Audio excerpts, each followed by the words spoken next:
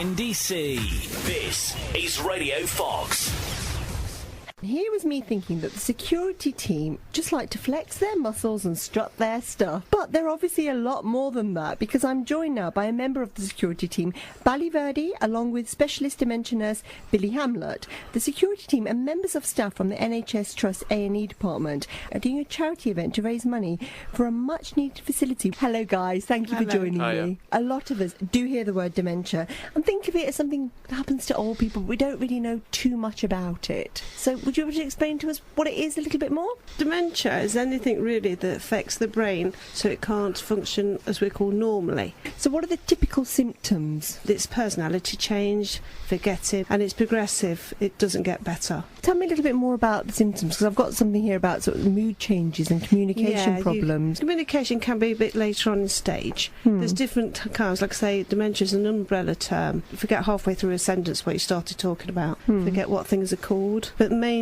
the main obvious one is the memory. Not remembering. First of all, it starts short term, but as it progresses, it gets further and further back. What's the difference between someone saying, "Oh, I get that all the time. Oh, yes, yes." The difference is when it's every day, forgetting where you put the car keys, to actually being in the shop and living in a village for 30 or 40 years and forgetting where you live. But now I would chat to Bally Virdee. I understand members of security deal with challenging situations every day, which can be very, very, very stressful.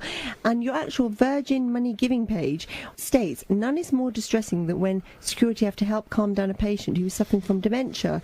Patients suffering from this illness are often extremely confused and distressed. Now, can you elaborate on this for me a little bit, please? We've been through certain specialist training now with the nursing staff, where we've learnt how to understand their mood changes, their challenging behaviour at times. I think one of the reasons for the specialist room is with the A&E department being so busy, the environment and the rush of people doesn't help in trying to deal with these confused patients. You know, when I actually heard about what you were doing, I thought, wow, that is amazing. It's really good that sort of you're not thinking, you're thinking, well, what can we do to make it easier for them and for everyone else as well? Well, the ageing population in Leicester, well, in the world actually, is increasing by 2/3 when the rest of the population is only increasing by 10%. So we're going to get a lot more older people. How did it come about that you thought, right, we need this? It's done on average between 8 and 11 patients with confusion, dementia or delirium through the emergency department every day. For this reason, the security department have decided to help raise money for the specialist room for dementia patients. Now, how exactly will this room be different? There's a room that's non-clinical. We've done a lot of research on colours and pictures, and we've made it a real calming room. What kind of colours help then? Well, I'd be interested to know this. Calming colours tend to be pale blue, pale green, kind of a burnt orange colour and a lilac colour. So could you please give us details now of what exactly you will be doing to raise this money? A sponsored charity walk across the whole length, 84 miles of Hadrian's Wall. Because when you first started off, I was thinking, oh, another sponsored charity walk, but Hadrian's Wall, that's impressive. Well, I wish you all the luck with that. We have a charity fundraising event going on, and we'll have stuff like tombola, raffle prizes, cupcake sale. Oh, that sounds good. That's what I'm going for. I think I might join you there.